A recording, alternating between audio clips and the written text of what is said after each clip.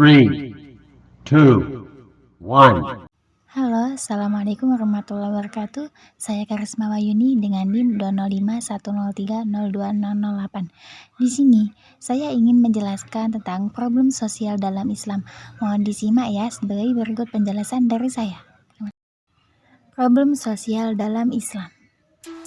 Baik, sebelum memasuki penjelasan, di sini saya ingin menjelaskan topik yang akan saya bahas, yaitu yang pertama, pengertian problem sosial dalam Islam, yang kedua, macam-macam problem sosial dalam Islam, dan yang ketiga yaitu cara penanggulangan problem sosial dalam Islam. Baik, untuk poin pertama saya akan menjelaskan tentang pengertian problem sosial dalam Islam.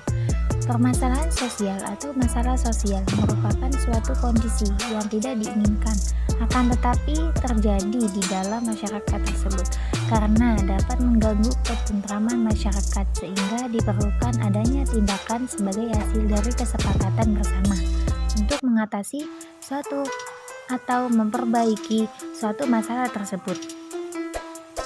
Baik, untuk yang kedua yaitu macam-macam problem sosial dalam Islam. Yang pertama yaitu adalah kemiskinan.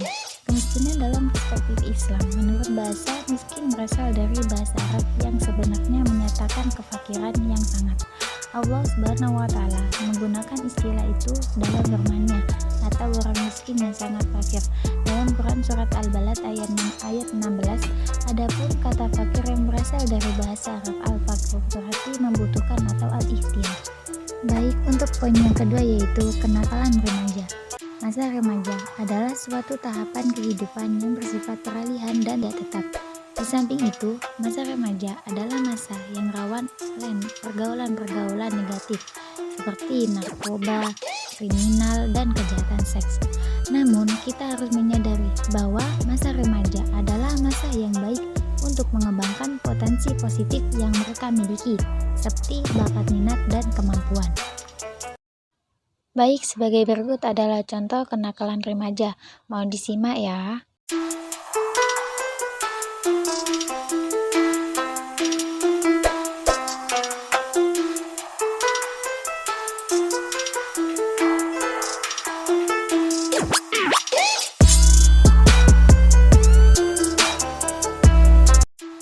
Baik, untuk yang ketiga yaitu adalah pengangguran. Pengangguran adalah suatu keadaan di mana seseorang yang tergolong dalam angkatan kerja tertentu dan ingin mendapatkan, tetapi belum memperolehnya, dan bagaimana untuk cara mengatasinya. Nah, untuk poin ini nanti kita bahas di poin ketiga yaitu cara penanggulangan problem sosial tersebut. Untuk selanjutnya yaitu wabah.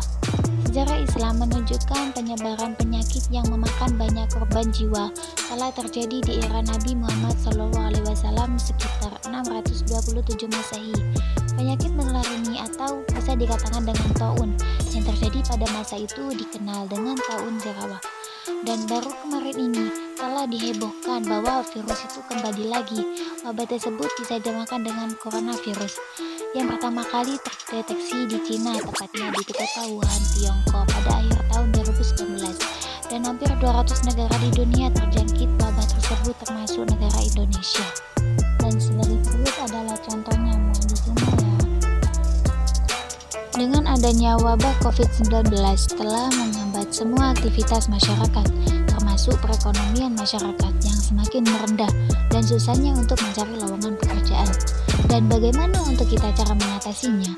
Dengan cara berbagai upaya dalam rangka pencegahan, pengobatan, hingga lockdown, dan telah diterapkan social distancing pada kota-kota besar untuk mencegah terjadinya penyebaran COVID-19. Untuk poin yang ketiga yaitu penanggulangan problem sosial dalam Islam. Yang pertama adalah strategi pengentasan kemiskinan dalam perspektif Islam. Strategi pengentasan kemiskinan dalam perspektif Islam dengan memahami akar masalah akan lebih mudah bagi kita untuk memahami fenomena kemiskinan yang semakin menjadi di sekeliling kita. Untuk yang kedua yaitu mengatasi kenakalan remaja. Fenomena sosial yang kerap dan gangguan-gangguan yang terjadi di tengah-tengah masyarakat diantaranya adalah kenakalan remaja. Dalam hal ini, terdapat metode pendekatan seperti diadakannya dakwah umum. Tujuan kegiatan ini untuk pengembangan dan pengetahuan sikap para remaja agar terhindar dari pergaulan bebas.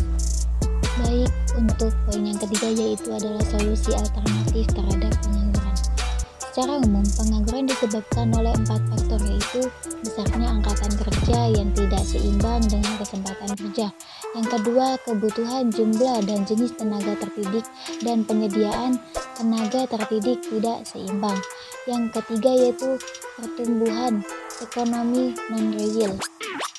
Secara garis besar, dilakukan dengan 2 mekanisme yaitu mekanisme individu dan sosial ekonomi.